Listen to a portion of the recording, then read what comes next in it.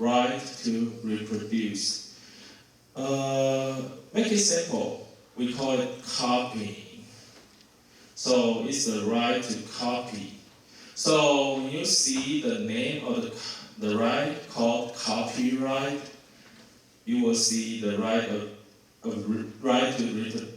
reproduce is the most important right and the oldest right in the law.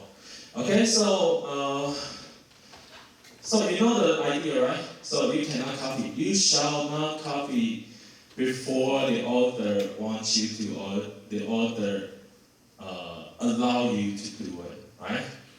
And there are so many. I don't know. Let me just read. The second one is right to publicly broadcast.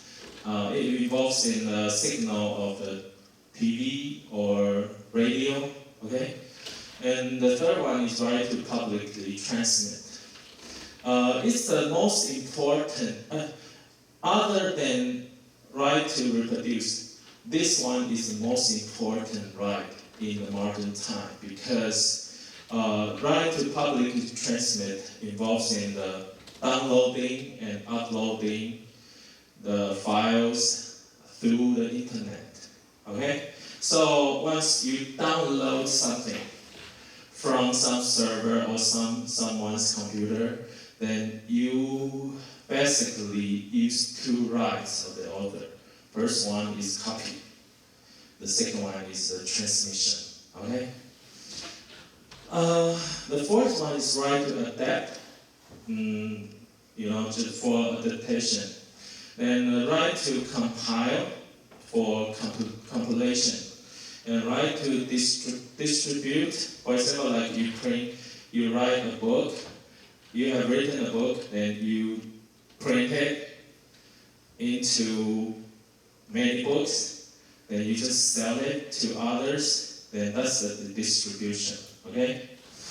And right to rent, you know the idea, right? For example, like DVD, you rent, you authorize the company to rent the DVDs to others if you are the author of the audiovisual work, right? And also the right to publicly recite. Let me just read because time is time limited. Right to publicly present, right to publicly perform, and right to publicly display. And I will give you the PowerPoint later. Then you can just do a little bit research for yourself. And the first important thing I want to tell you is, as a TA, you are under the contract of employment, right?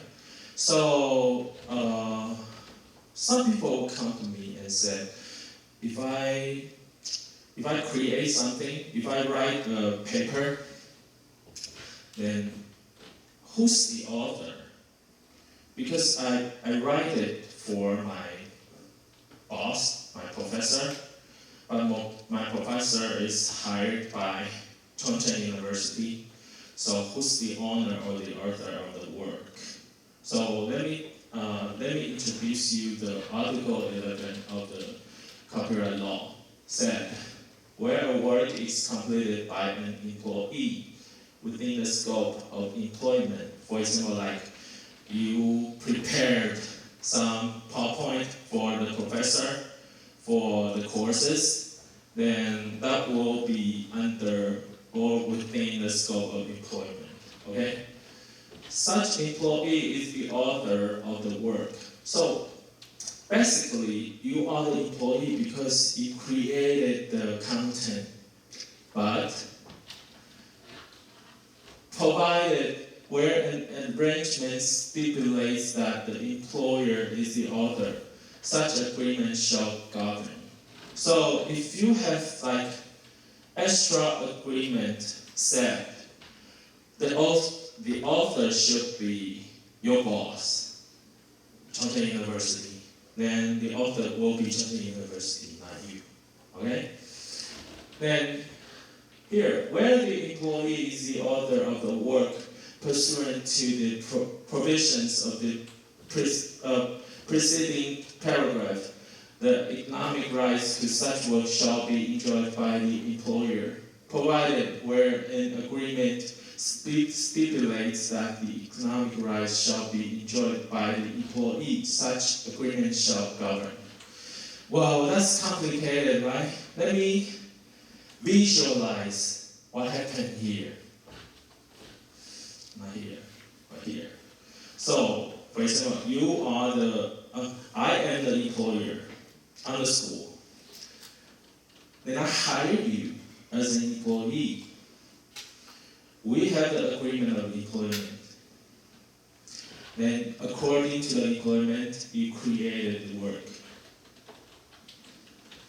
So, if we have no agreement, other licensing or writing agreements on the rights, then you will be the author. But without any agreement, I will be the holder of economic rights. So you can enjoy moral rights of your work. The most important one is you can put your name on the work. But you don't enjoy the economic right of the work, that will be on the employer. Okay? But if you have agreement that the employer is the author, then the employer will enjoy the complete copyright of the work. You got nothing. Yeah, sure, you can get some payments, salaries, but you just got nothing for copyright. Okay?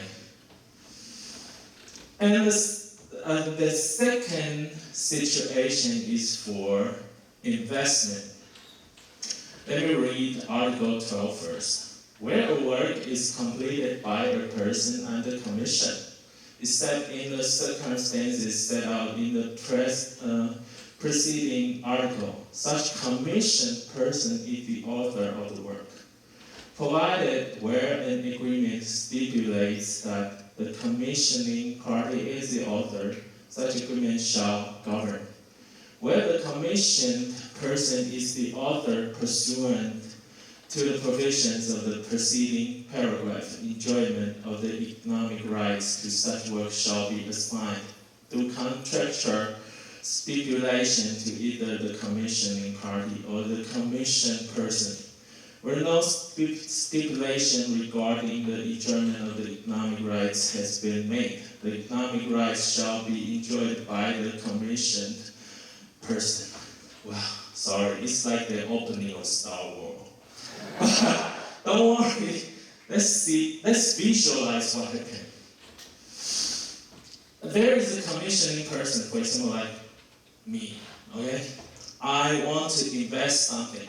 For example, like I want to have a music composition, but I'm not a musician. I'm the company owner.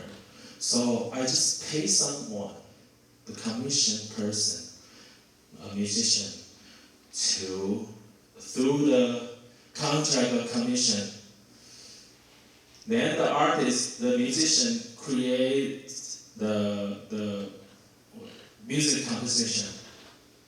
Then according to the copyright law, if there is no agreement at all, then the author, the commissioned person, got it all.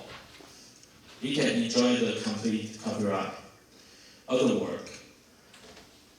But if there is a specific agreement said the author is commissioning person, then the commissioning person, the boss, gets the complete copyright. It's simple, right? Of course, you can have the agreement just, transfer the economic right to the boss, but that won't happen to most of the cases, okay? In most of the cases, if there are only just two kinds of situation. First is you enjoy the copyright. The second one is the boss enjoy the copyright. That's all. That's what happened. And in the commercial world, what do you think the most? The later, yeah, because they prepared the agreement for you to sign already. Okay.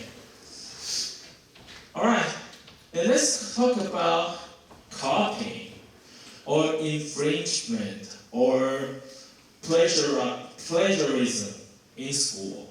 So what's plagiarism or copying in copyright law? First of all, that's what happened. There was a designer of a design company and created the shape of the fish, or I don't know, the painting of the fish, and for the wrapping of the product. And there was a student from the art school said, well, you just copied my work because I created it before you. And you must see it, you must saw it in some exhibition or somewhere, in internet platform or somewhere. And so the student sued the designer. So, what's the element of copying? How a court decide whether it's copying or not? There is a formula. Oh, let's see the definition first. Well, in copyright law, copying means the copying of specific expression of others' copyrighted work, including reproduction, adaptation, or other ways of copying, but not the copying of some idea of others' work. Okay, so when we say copying in copyright law, that means you copy someone's expression, not idea. If you just copy someone's idea, that's okay. Okay? But if you copy someone's specific expression, the form of expression, then that will be copied. Okay? So what's the formula of copying in the law? That I just try to simplify, and the simplest form of formula will be this.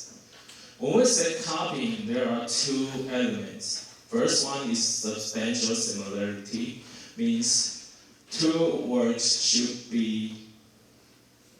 have some certain similarity, certain degrees of similarity. Okay? And the second one is essence. That means there was a high possibility that the defendant see, feel, hear the plaintiff's work. Okay? So that essence means you hear, or you see, or you just feel it. Okay? So for this case, the outcome is this. The IP court in Taiwan said, well, because these two words have like high degree of substantial similarity. Do you agree? Yeah. Yeah, it's alike, right? But how alike? Well, I don't know. It depends. Depends on who. The court.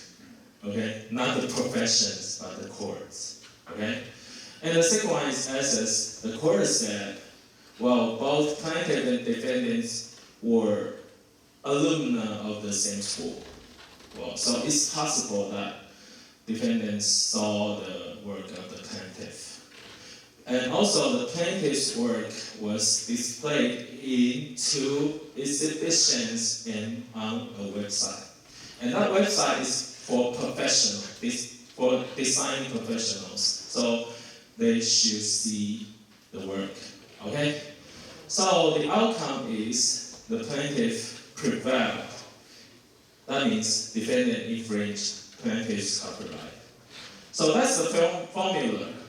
We don't, here we don't say the decision of the court is right or wrong. Well, there is some space that, probably it's not infringement, but that's not our work to do it, okay? So, let me introduce you how to legally use the copyright materials. You should know, right? Because you are doing that. You are collecting the materials, maybe, and you are preparing teaching material for your professors, maybe, I don't know. So, how to avoid the infringement? There are three legitimate ways to use. First one is licensing. The second one is public domain, and third one is fair use. The first one, licensing, means blah blah blah blah. Let me read. An agreement through which a licensee leases the rights to a legally protected piece of intellectual property from a licensor. Well, after I read it, probably you don't understand what happened, right? Just the author said, okay, through any form of agreement. For example, like you just email him and say, can I use your work? And he just replied, okay, then that's the licensing. Okay, so any kind of form is legit. Okay, so you just get the agreement and you are fine. Alright? And there is another way to get the licensing. You probably know already the Creative Commons. And there are four basic conditions for the Creative Commons. And the first one is the attribution. So if you see the logo, and you must credit the creator, okay, on the work. And the second one is non-commercial logo. So the work cannot be used for commercial purposes, okay? And the third one is no derivatives. That means the work can only be used exactly how it is. You cannot change it. And the fourth one is share alike. So that means any new materials produced using the work must be made available under the same license as the original work. It's like free software, something like that, right? And there are two extra conditions. The first one is public domain, CC0. So if you see the logo of 0, that means, yes, it's copyrighted, but it follows the condition of public domain. So that means you just can use it, no problem. So the example is this. This picture I just got it from Wikimedia Commons, and the condition is this. So public domain, I don't have to worry, okay? And the second one is the public domain. So what's the difference between these two? This one is public domain. It's not copyrighted originally. But this one is copyrighted, but the author gives up his copyright. So you can use it, All right. Well, let me skip this because, sorry. But I will give you the description, okay? And let's go to public domain.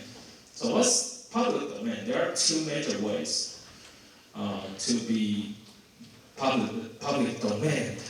First one is the expired works.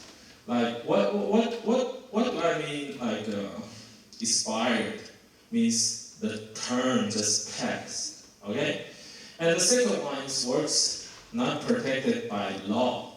So when the law specifically regulates that certain work won't be protected, then that will be this. So what's inspired work? Well, be aware because you will use it later. And copyright law article 31st said, except as otherwise provided in this act, economic rights endure for the life of the author and 50 years after the author's death. That's a basic one. So if the author is the nature person, then the term of the copyright will be life and 50 years after the author's death. All right? In Taiwan, because in the US it's different. It's like 70 years. Okay? And Article 33rd said economic rights in works authored by a juristic person endure for 50 years after the public release of the work. Here, focus on the juristic person. So what's juristic person?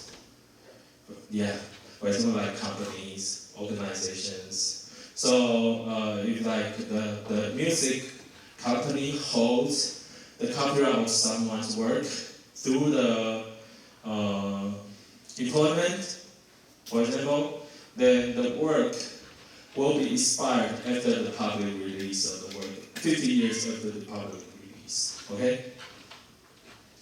And Article 34 said economic rights for photographic works, audiovisual works, and sound recordings and performances endure for 50 years after the public release of the work, even though it's created by natural person. So these four kinds of works don't enjoy the term provided on 31st, but 34th, 50 years after the public release of the work. Okay? And copyright law article 35th said all terms of duration specified in article 30 through 34 terminate as of the last day of the last year of the term. What does it mean? If you create some work on February 25th, then it will expire on December 31st. Okay? Copyright law article 42nd said economic rights are extinguished upon expiration of term of protection. So if the term just ends, then the economic right will be terminated. So what's the effect? Article 43 said, it said as otherwise provided by this act, any person may freely exploit a work for which the economic rights have been extinguished. So when the work is expired, then any person can freely use the work. So that's the public domain work. Okay? Wow. I thought I will finish it early, but so yeah. Well, but I finished my work already because later the quiz, the content of the quiz will be what I introduced already. But yeah, due to the time, I will give you the rest. Okay, I will give you the detailed rest, so you can just read and find the answer by yourself. Okay, so that's the basics for copyright. If you are not satisfied, please register copyright law next semester in law school. Thank you. And we have 5 minutes to refresh yourself before the next presentation starts.